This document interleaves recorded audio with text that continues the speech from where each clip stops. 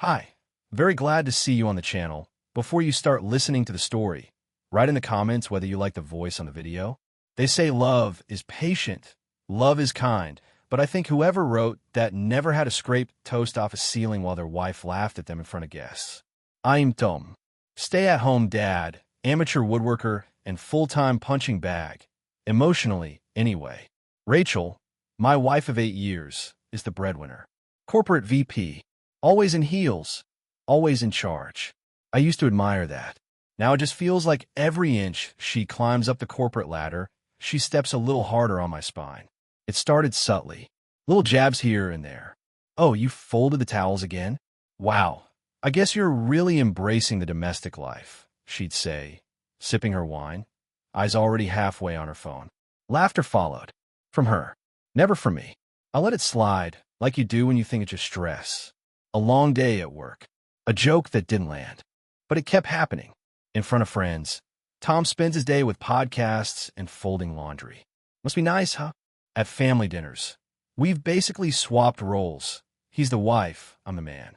But hey, someone's got to wear the pants. At a school fundraiser, I'm the one with the job. Tom's just there. I wish I could say I spoke up. That I corrected her, stood tall. But I didn't. I smiled awkwardly. Shrugged. Swallowed pride like gravel. And the worst part? I began to believe her. Maybe I was just there.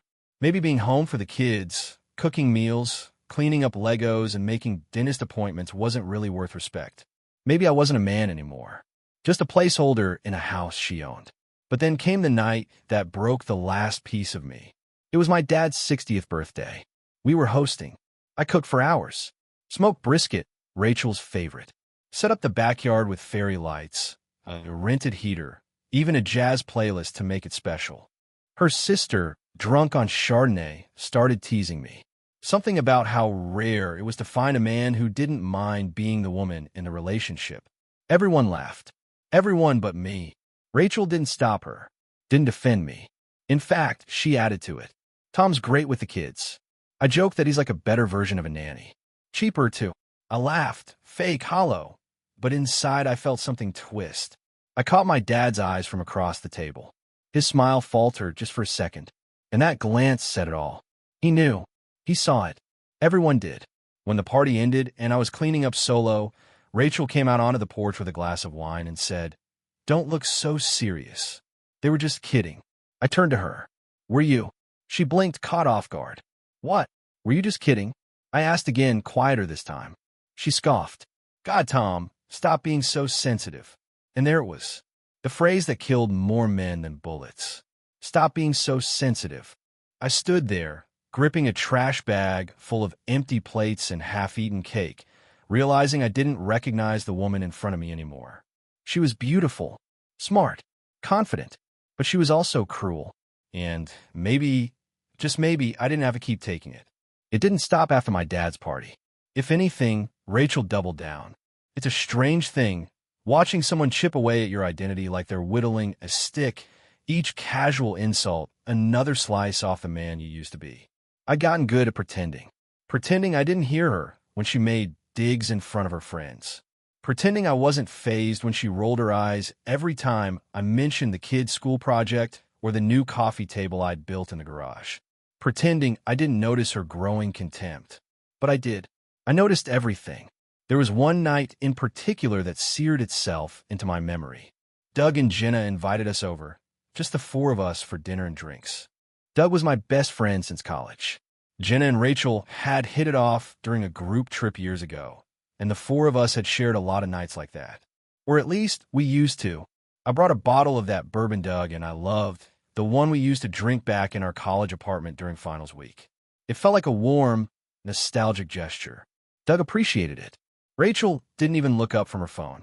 At dinner, the conversation drifted to careers, and Rachel lit up, suddenly animated, gushing about her latest project at work. Jenna leaned in, clearly impressed. "That's incredible, Ratch. You're really killing it." Rachel gave a modest shrug. "Yeah, I've been working nonstop, honestly.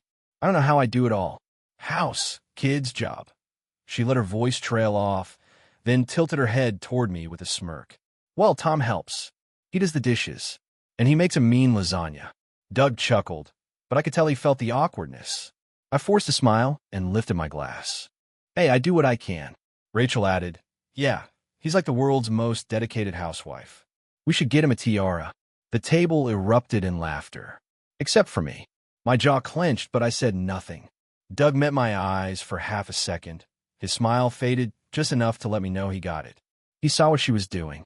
Rachel leaned into her wine glass like she'd just scored a point. The conversation moved on, but I was stuck in that moment, drowning in the slow realization that even my oldest friend now saw me as a punchline. Later, when we were leaving, Doug clapped me on the back and said, "You good, man," in that low, serious tone that men use when they don't want to embarrass each other. I nodded, but inside I was anything but good. Back in the car, the silence was heavy. Rachel was texting someone. I gripped the steering wheel tighter than I should have. Do you even hear yourself? I asked, my voice calm but brittle. She didn't look up. What? At dinner. What you said. You made me sound like some useless joke. Again. She scoffed. Oh, come on. It was a joke, Tom. Don't be so dramatic. I'm not dramatic. I'm tired. Tired of being the only one in this marriage who still thinks respect matters. Rachel laughed bitterly. Respect? Tom, you don't have a job. You fold laundry and make cupcakes. What kind of respect do you think you've earned? And that was it. That was the moment I snapped. I pulled over right there on the side of the road, tires crunching against gravel, and put the car in park. I turned to her. You think staying home, raising our kids, keeping this house running, being there every single day for our family is nothing? That's beneath you. She rolled her eyes. Don't be so sensitive. Stop saying that. I shouted, louder than I meant to. You keep calling it sensitivity like it's some kind of flaw, like I'm not allowed to feel humiliated when the woman I married keeps tearing me down in front of everyone we know. She flinched, then went cold. If you can't handle being the supportive one, then maybe you're not as strong as you think. I stared at her. I saw someone I didn't recognize. A woman who looked like my wife, but spoke like a stranger. The silence stretched between us, and in it, I heard all the sacrifices I'd made echo back at me. The career I paused to raise our kids. The hours I poured into making our home a place of peace. The identity I buried so she could fly. And this was the thanks I got. I started the car again without a word and drove home. When we pulled into the driveway, she got out before I'd even kill the engine. Slammed the door. Marched into the house. I stayed in the car, watching the porch light flicker on. I don't know how long I sat there. Maybe 10 minutes. Maybe more. But I knew, in that silence, something had cracked wide open. I wasn't just a man with a bruised ego anymore. I was a man who'd finally had enough. The days after that fight were quiet. Not the kind of quiet that brings peace, but the kind that sits heavy on your chest, where every word unsaid echoes louder than any scream. Rachel barely spoke to me unless it was about the kids or groceries. And even then, her voice was clipped, professional, like I was a coworker she didn't particularly like. I stopped trying. Whatever had existed between us was either dying or already dead. One afternoon while the kids were at school and Rachel was still at work, I found myself cleaning. Not out of duty, but out of desperation to feel some kind of control. The house had become this sterile battlefield. Every room filled with ghosts of old arguments and long-since buried affections. I went through the living room, then the kitchen, then finally into her office. She rarely let me in there. Always said she needed her mental space to work, but I had a vacuum in my hand and no patience for boundaries anymore. It started with me just dusting her desk, trying not to knock over the framed photos and company awards. But then my eyes caught a slight gap in the back of the bottom drawer, where the wood didn't quite align. A false back, maybe? I reached in, and after a bit of prying, found the edge of something hard, a small box wedged behind the drawer. Curiosity is a dangerous thing. It can either show you nothing or ruin everything. I pulled it out, sat down in her chair, and opened it. Inside was a slim, black velvet jewelry box, a brand name I recognized instantly. Luxury level, the kind of place that didn't even advertise prices because if you had to ask, you couldn't afford it. My heart slowed. I opened it with a breath stuck in my throat. Inside was a men's bracelet. Silver. Heavy. Engraved. Forever yours. R.I. blinked. My brain tried to make sense of it. It wasn't for me. She hadn't given me anything remotely close to that in years. In fact, she had once mocked me for wearing a braided leather one I'd made during a DIY project with our son. This was intentional, romantic, intimate. I placed it back in a box and stared at it like it might disappear if I blinked. But it didn't. It was real.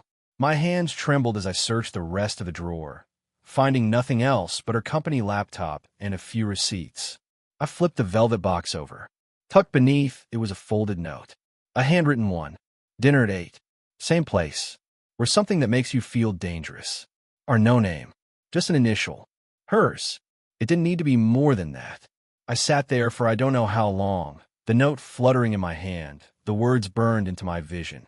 The ache that had been building inside me for months suddenly erupted into something more violent. Not rage. Not yet. Just a deep, hollow sickness.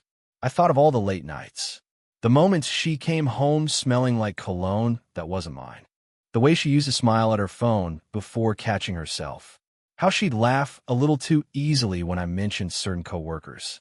How she'd stopped touching me, even in passing. I hadn't wanted to believe it, because once you believe something like that, it rewrites every memory. I put everything back exactly the way I found it. Box, note, false panel. Wiped the desk with the same care I'd started with. Walked out, vacuum in tow, like I'd done nothing more than dust her bookshelf. That night at dinner, I watched her. Really watched her. The way she laughed too hard at a meme on her phone. The way she avoided looking at me directly. When she got up to pour another glass of wine, I noticed her phone left behind on the charger. Screen up. Notifications disabled. Everything okay? I asked. She didn't turn around. Fine. You seem distracted. Just tired, she said over her shoulder. Work's been hell. I nodded slowly. Yeah, I'm sure. She didn't ask what I meant by that. Didn't care. Later, in bed, we lay in silence. Two people occupying the same space but living in different worlds. I turned away from her and stared at the wall, thinking of the bracelet, the note, the dinner plans I hadn't been invited to. I didn't sleep much that night. The next morning, I dropped the kids at school and drove back home with a mind buzzing louder than the radio. I opened the laptop Rachel kept in her office. It was password protected. Of course it was. But she'd left her phone once while rushing to the bathroom during a movie night a few weeks ago, and I'd noticed the number she typed to unlock it. Her old college dorm number. I typed it into the laptop. It worked. My heart pounded as I opened her email, then her calendar. Multiple recurring entries. Client meetings, always during dinner hours. Always marked private. I opened her messages. The work email was clean. Sterile. Professional. But her Gmail, well, that was a different story. I scanned threads quickly. One stood out. Starred. A man named Evan. The messages weren't graphic, but they didn't need to be. Last night was magic. You always know how to remind me what I'm worth. I needed that. You have no idea how much. I'll sneak away early. Usual place. No pictures. No scandalous texts. Just intimacy. Secrets. The kind of familiarity that's reserved for lovers. That was the moment the grief turned into resolve. I didn't confront her. Not yet. Because now I had something better than suspicion. I had proof. And I planned to use it. The strange thing about betrayal is how quiet it can be. You expect it to come crashing through the door like a thief in the night. Dramatic and chaotic. But instead, it tiptoes in, settles beside you, and whispers sweet lies while stabbing you in the side. That's how it felt. Sitting in the same kitchen where we once danced barefoot on lazy Sunday mornings, knowing she was lying with every smile. I didn't say a word the next few days. I played the part. Packed lunches, kissed the kids' foreheads, even asked Rachel about her client dinners with a convincingly neutral tone. She answered effortlessly, as if she'd been rehearsing the lies her whole life. I watched her every blink and breath, looking for cracks. But she was polished. Smooth, almost too perfect. That only fueled me more. I spent those quiet evenings researching everything I needed. I read forums, stories, even hired a consultation with a private investigator just to understand the legal limits. But I decided not to bring in a stranger. No, this had to be personal. I wanted to be the one who brought the house down, and I wanted to see her face when it fell. The bracelet she'd hidden still sat behind the false drawer, untouched, a loaded gun she didn't know I had found. I left it there, right where she thought it was safe. Let her keep thinking her secrets were buried. One afternoon, I drove to an electronics store in the next town over, somewhere she wouldn't recognize on the bank statements. I bought a small GPS tracker, no bigger than a key fob. I installed it beneath the lining in the trunk of her car, just behind the emergency kit she never used. It took 10 minutes. 10 minutes to open the door to her private life. Back home, I set up the app. A neat little map, her name labeled on a moving dot. I stared at it like a hunter watching his prey from the brush. Patient, calculated. That night, when she told me she had to stay late to finalize contracts, I kissed her goodbye and whispered, "Don't work too hard." She smiled, kissed me back like it meant nothing, and walked out the door. I waited 15 minutes before I checked the tracker. Not downtown, not at her office. She was heading east, out of the city. I grabbed my phone, notepad, and a small digital recorder I had used for voice memos years ago. I never deleted the files, just repurposed it. Heard I'd stopped moving at a familiar spot, a small restaurant near a marina, quiet and tucked away from the main streets. We'd eaten there once, early in our marriage. I remembered the view, the candlelight, the way her eyes looked in the reflection of the water. I parked 2 blocks away, staying low as I approached. Inside, through the window, I spotted her immediately. She wore the red dress I hadn't seen in over a year, the one she said didn't fit anymore. Across from her sat a man with salt and pepper hair, mid-40s, polished in a way that screamed money and charm. He leaned in when he talked, touched her hand when he laughed. Her laugh was softer, flirtier than I'd heard in years. I hit record, not because I needed audio proof, but because I needed to hear it for myself later when I questioned if I was overreacting, when some well-meaning idiot told me to forgive her for the sake of the kids. I wanted to remember that she chose this. Not once. Repeatedly. They stayed for an hour. She gave him the bracelet box. I saw it leave her purse like it was nothing. He opened it, laughed, then leaned across the table and kissed her. Not on the cheek. Not like a friend. I didn't confront him then. That would have been too easy. Too fast. I needed more. The next 2 weeks, I tracked her 3 more times. Always the same man. Different places. A boutique hotel one night. A wine bar another. Once, she even told me she was going to a networking event at a co-worker's house while she slipped into that same red dress and drove to meet him. I took pictures from my phone. Time-stamped. Angles that left no room for doubt. I screenshotted her calendar entries and matched them to the GPS logs. I compiled everything into a digital folder hidden behind a spreadsheet named PDA Budget Review. Each time she came home, I watched her walk past me with the scent of someone else's cologne and a smile that didn't quite reach her eyes. Each time, I kissed her cheek, and inside I died a little more. But I also sharpened the blade. I stopped initiating conversations. I stopped trying. The mask I wore began to crack. One night, as she changed into pajamas, she glanced at me and asked, "Is everything okay between us?" I nodded. Of course. Why wouldn't it be? She paused. "You just been off." I smiled. "Just tired. You know how it is." She seemed satisfied with that. She always was more interested in answers than the truth. I began moving our shared assets quietly. A small emergency account we'd opened for home repairs. I drained it, transferred it into a new account under my name only. I started copying important documents, house deed, tax returns, her emails. I took pictures of everything stored in her drawer and emailed them to a private, encrypted address I created for this very purpose. I even drafted a letter. Not for her, for the kids. A version of the truth they could read when they were older. When they'd inevitably ask why things changed. I wasn't going to let her twist this into some tale of a midlife crisis or emotional distance. The truth mattered, even if only to me.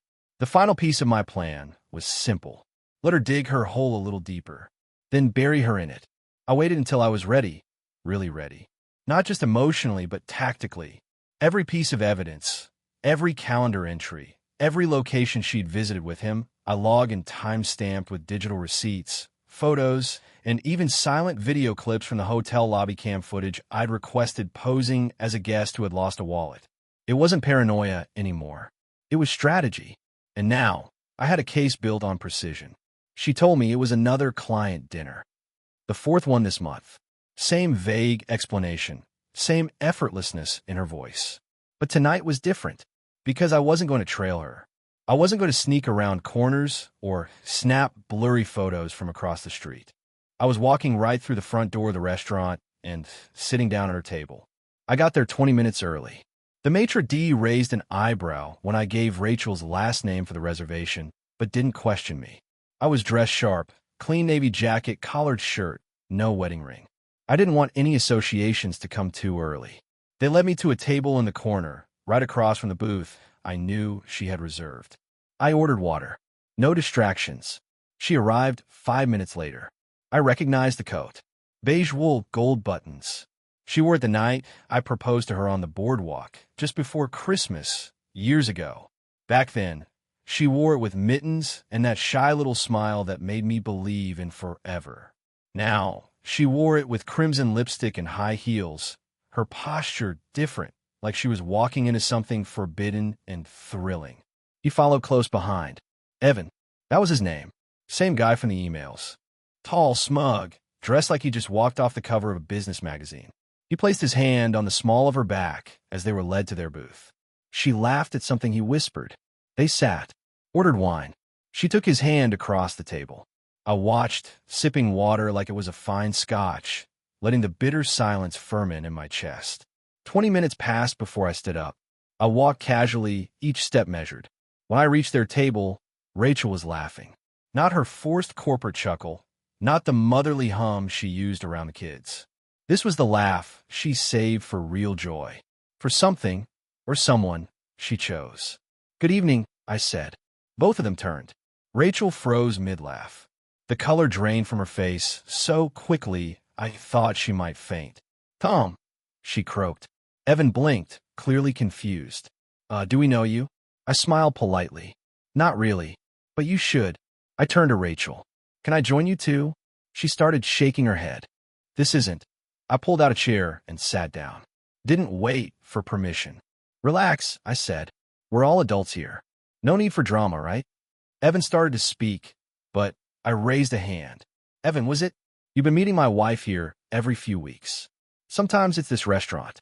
Sometimes the boutique hotel off 3rd. Once in a bar near the marina. I'm impressed, honestly.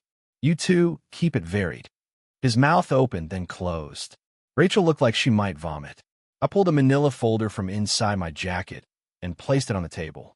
Inside are photos, GPS records, timestamp texts, emails. Even a charming little receipt for that bracelet you got, which I assume is still warm from her purse. Rachel whispered, You followed me? No, I said calmly. I tracked you, watched you lie in my face. Again and again. I gave you every chance to stop. You didn't. Evan pushed the folder away. Look, man, I didn't know. You didn't know she was married? I laughed once hollow. Sure you did. You called her R in every email. You knew about the kids. You even texted her about not wanting to interfere with the home life. So don't insult both of us. Rachel's voice cracked. Tom, please, can we talk? Privately. I turned to her, meeting her eyes for the first time that night. Why? So you can lie without an audience? So you can twist this into something it's not? I shook my head. No, Rachel. You lost the right to close doors. Evan stood up, brushing invisible dust from his pants. I'm not getting in the middle of this. You already did, I said, not even looking at him. But feel free to run. It's what people like you do best. He left, fussed, almost tripping over the hostess's station on the way out. Rachel leaned in. Please, I didn't mean for it to go this far. Didn't mean to fall into hotel beds. Didn't mean to gift him jewelry while your husband was building pillow forts for your kids. Explain what part of that wasn't intentional. She started to cry. Of course she did. I'm sorry, she whispered. No, I cut her off. I'm not here for an apology. I'm here so you remember this moment. The moment you saw what you broke. The moment you realized I wasn't some doormat who'd keep eating your lies. Her voice was barely a breath. What happens now? I stood slowly. Now? You'll find out soon enough. Just know this. I won't scream. I won't beg. I won't be one of your weak stories you laugh about later. I'm walking out with my dignity. Yours? You'll have to dig through the ruins to find it. She reached for my hand. I stepped back. She flinched like I'd slapped her. I turned and walked away, letting the restaurant doors close behind me like a gavel on a courtroom bench. Outside, the night air hit me like a wave. I exhaled deeply, feeling lighter, though not better. Not yet. That part would take time. But I did feel something I hadn't in weeks. Clarity. And that was enough for now. The walk back to the car was quiet. The kind of quiet that wraps around you like a heavy coat after a funeral. I didn't blast music or call anyone. Just drove. One hand on the wheel, the other gripping the armrest like it might ground me to the moment. My knuckles were white. I hadn't noticed how tightly I was holding on until I pulled into the driveway. The house looked different. Same walls, same windows, but something about it had shifted. Like I was looking at a place I used to live, not one I belonged in anymore. Inside, everything was still. The kids were staying overnight at their grandparents'. I'd arranged it days ago, knowing tonight might go exactly how it did. I didn't want them here for what came next. Rachel wasn't home yet. I left the lights off, sat on the edge of the couch, and waited. The silence gave me time to think, too much time. My mind wandered to all the years we'd spent building this life. The sacrifices I made. The dreams I shelved so hers could grow wings. I thought about the way she used to fall asleep on my chest after movies, the way she used to squeeze my hand in crowded rooms like a reminder that we were in it together. But those memories felt like they belonged to someone else now. Some naive fool who didn't know that love can rot from the inside out while you're still smiling in photos. The key turned in the door around 10. I didn't move.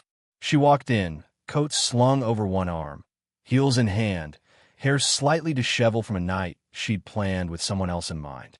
She froze when she saw me in the dark. Tom! I didn't answer right away. Let the moment hang.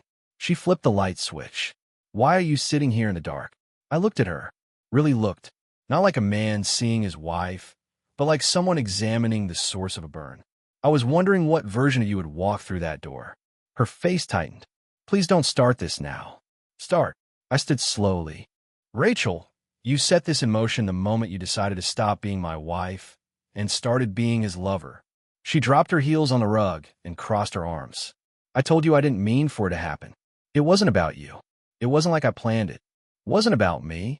I laughed once, dry and bitter. You were giving him pieces of the life we built together. Our time. Our trust. The love you used to show me. You handed to someone else like it cost you nothing. She walked past me, into the kitchen, like she couldn't bear to look at me any longer. I've been lonely, Tom. I needed something more. I followed her, my voice low. You needed something more? I gave you everything. My time, my energy, my career.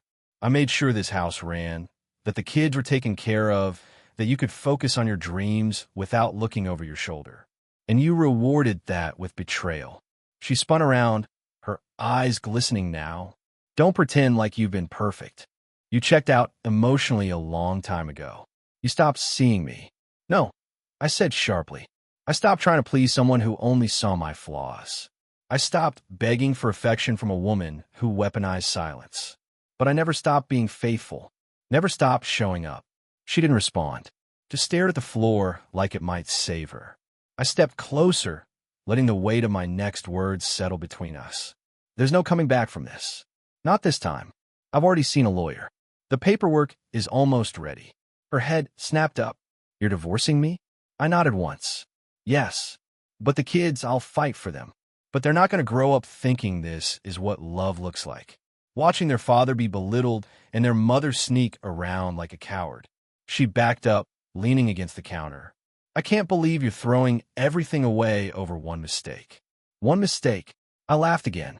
You didn't trip and fall into his bed, Rachel. You made a choice. Over and over. You lied. Gaslight. You turned my loyalty into a joke. Tears slid down her cheeks. So that's it? You're just going to walk away. I stared at her, eyes steady. I'm not walking away. I'm breaking free. She rushed toward me, reaching out like she could still change the ending. Please, Tom, don't do this. We can fix it. I'll end it with him. I'll go to counseling. Whatever it takes. I stepped back. No, You don't get to beg for redemption after months of deception. This isn't yours to fix anymore. Her voice cracked. But I still love you. You don't get to say that, I said, voice ice cold. Not after what you did. Love doesn't look like this. She collapsed onto the stool at the island, sobbing into her hands. I turned and walked to the stairs. At the top, I paused, looked down at her one last time. I'll be moving out next week. I'll stay in the guest room until then. We'll tell the kids when they're home. Together. Tom, she whispered, but I was already turning away. That night, I packed a small bag and slept in the guest room. The mattress was lumpy, the air colder than I remembered. But I slept. For the first time in months, I really slept. Because I wasn't trying to salvage something that was already dead. I was finally laying it to rest. I always thought courtrooms were places for criminals or corporate lawsuits, not for marriages that unraveled one broken lie at a time. Yet here I was, waking up each morning with legal terms swirling in my head like a foreign language I never wanted to learn. Discovery, spousal maintenance, custodial rights. Words that once meant nothing to me now felt like bricks I had to stack carefully just to stay upright. The first meeting with my attorney felt more like therapy than anything else. She was sharp, precise, and had this calm energy that made it easier to speak plainly. I laid it all out, everything. The affair, the documentation, the years of disrespect. She didn't flinch, just took notes and nodded thoughtfully, pausing only to ask questions about the kids, our assets, and Rachel's income. "You've done your homework," she said after I showed her the folder of evidence, the GPS logs, the recorded conversations. "Most people come in here with suspicions. You came in with a case." That validation, small as it was, felt like oxygen after months of holding my breath. But it didn't last long. Rachel's response arrived through her attorney the following week. It was a polished, carefully constructed narrative that made her look like a woman trapped in a marriage of emotional abandonment. According to her version, she felt unseen, unloved, and unsupported. My role as a stay-at-home father was twisted into a lazy fallback, my emotional distance exaggerated to justify her betrayal. She painted herself as a woman pushed to the edge. I was the cold, indifferent husband. Her letters called our marriage one-sided and frozen in routine. Not once did they mention the late nights she spent in another man's arms, the bracelet she had bought with our shared funds, or the digital evidence I had of her months-long affair. My attorney read through it all, then looked at me and said, "They're trying to provoke you.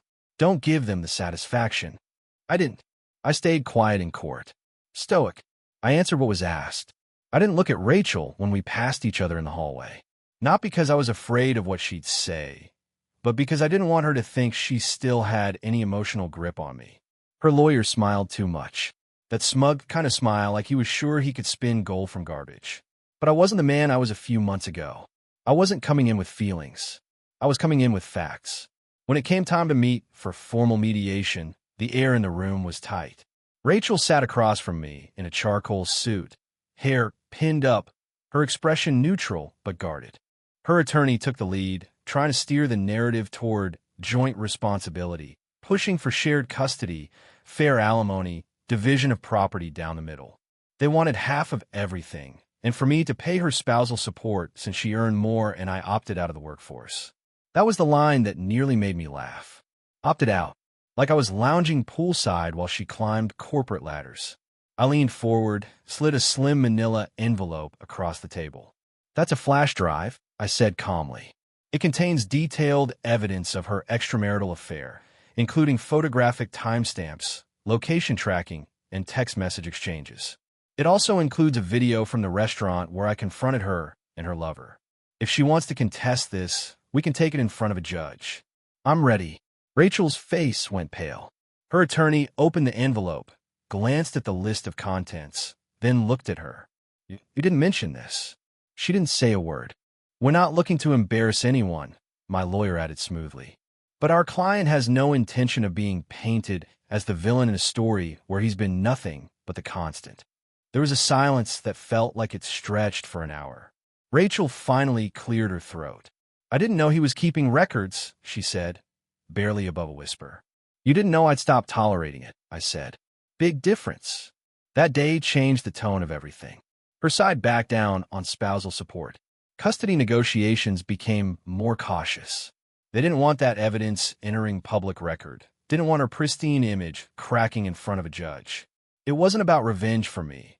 It was about fairness. I wanted shared custody of our kids, a clean financial break, and the household so we could split the equity. It wasn't smooth. Rachel still tried to worm in guilt, sending me long texts late at night about what we once had, about how she was willing to go to counseling again, about how the kids shouldn't grow up in a broken home. I never replied. My silence said what words couldn't. You broke it. You don't get to ask me to put it back together. There were moments that hurt more than I expected. Seeing the family photos come down from the walls. Hearing our daughter ask why we weren't sleeping in the same room anymore. Packing away old clothes that still smelled faintly like her shampoo. Divorce wasn't just legal. It was surgical, cutting out years of shared habits, private jokes, quiet traditions. But even in the pain, there was clarity. With each severed tie, I felt a bit more whole. I was shedding a life that had become a lie. The last time we met at the attorney's office, Rachel wouldn't look at me. Her lawyer handed over the final draft of the agreement. It was clean, precise. The work of two people who once loved each other enough to build a life, but not enough to protect it. As I signed the last page, my pen didn't shake. My hand was steady, my resolve even steadier. This wasn't just the end of marriage. It was the end of a lie. Thank you for listening to the end. I hope you enjoyed it very much. Don't forget to give a like and tell us in the comments what you would do in such a situation.